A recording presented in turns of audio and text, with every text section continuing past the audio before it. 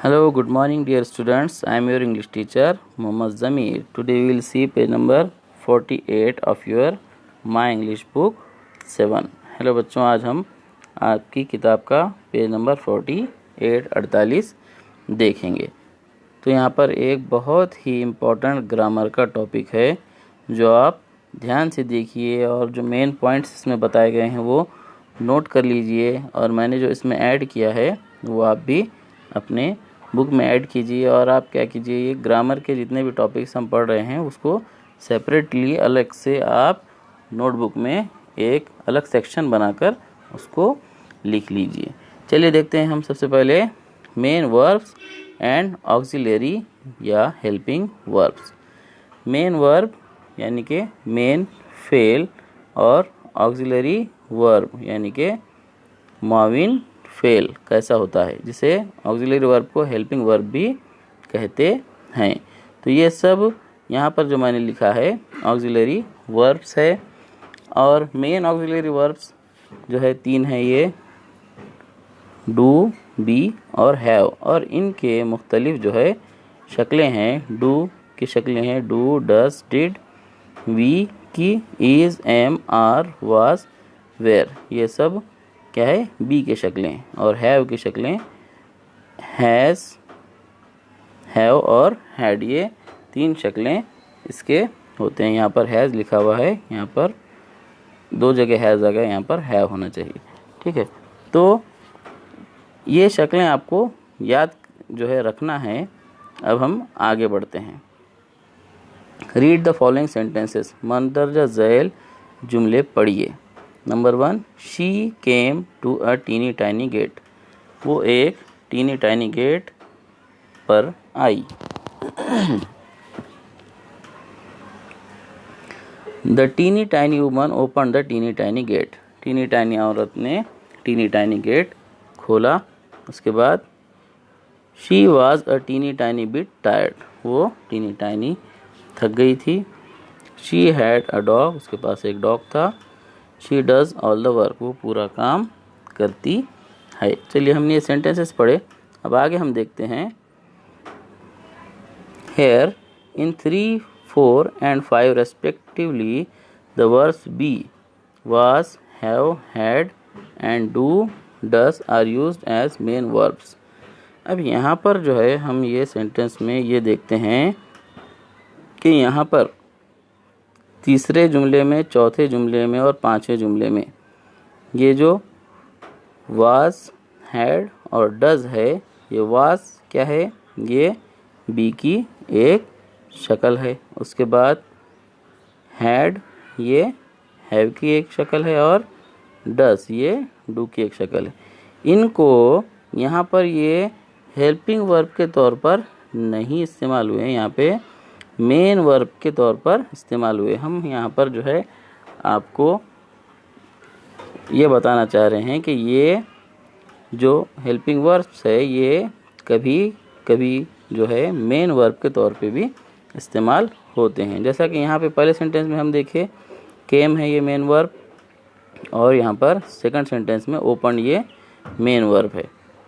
लेकिन यहाँ पर वाज, हैड और ये डस ये हेल्पिंग वर्ब के तौर पे यानी कि मुआविन फेल के तौर पे इस्तेमाल नहीं हुआ, बल्कि यहाँ पे ये मेन वर्ब के तौर पर इस्तेमाल हुआ है। But be, have and do are also used with other main verbs to show certain things. लेकिन बी, हैव और डू मतलब इनके ये पूरे जितने भी शक्लें हैं वो भी ये are also used with other main verbs to show certain things. कुछ और चीज़ें दिखाने के लिए इनको हेल्पिंग वर्ब के तौर पे भी इस्तेमाल किया जाता है। तो हम देखेंगे आगे कि किस तरीके से उनका इस्तेमाल किया जाता है हेल्पिंग वर्ब के तौर पे।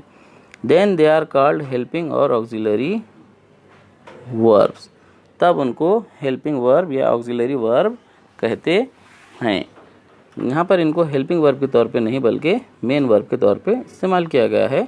अब हेल्पिंग वर्ब के तौर पे किस तरीके से इस्तेमाल करते हैं वो हम अब आगे देखेंगे। Let us see some of these uses. चलिए इनके कुछ इस्तेमाल देखते हैं। हम जो है 3 ऑक्सिलरी वर्ब्स डू, बी और हैव ये देखने वाले हैं, लेकिन इसमें आज के टॉपिक में सिर्फ हम ये डू या ऑक्सिलरी वर्ब और इसके जो शक्लें हैं वो हम देखेंगे, और ये बी और हैव ये नेक्स्ट टॉपिक जब आगे आएगा तब देखेंगे।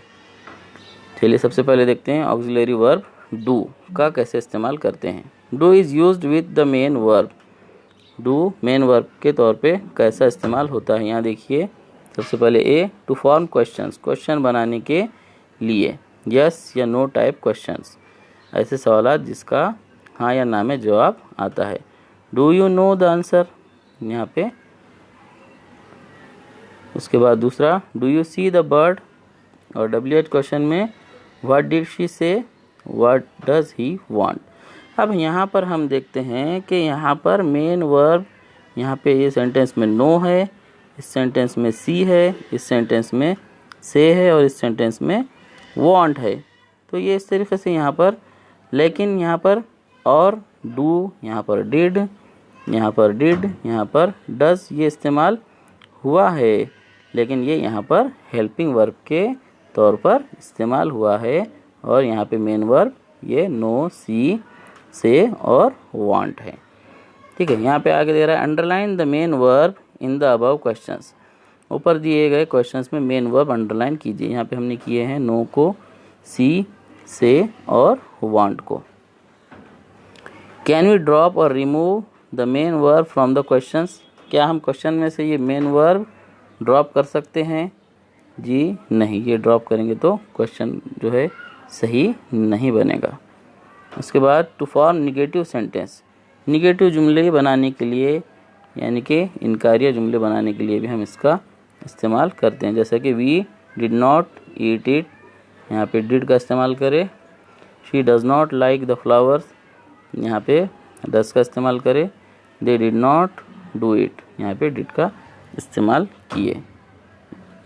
और ये यहाँ पर किस जो है हेल्पिंग वर्ब के तौर पर इस्तेमाल हुआ है। ठीक है, तो ये टॉपिक हमने देखे ग्रामर का। अब हम नीचे देखते हैं 2 minutes of oral work, TOW। Tell as many negative sentences as possible within 2 minutes। 2 minute में जितने ज़्यादा से ज़्यादा आप निगेटिव जुमले बोल सकते हैं आप बोलना है। मिसाल के तौर पे, they are not serious about their studies, she does not play, we don't like to study, they don't know what they are missing, don't be so negative. इस तरीके से ये सेंटेंस आपको ज़्यादा से ज़्यादा 2 मिनट में लिखना है। यहाँ पर ये हमारा टॉपिक ख़त्म हुआ, आगे का हम कल देखते हैं। Thank you very much.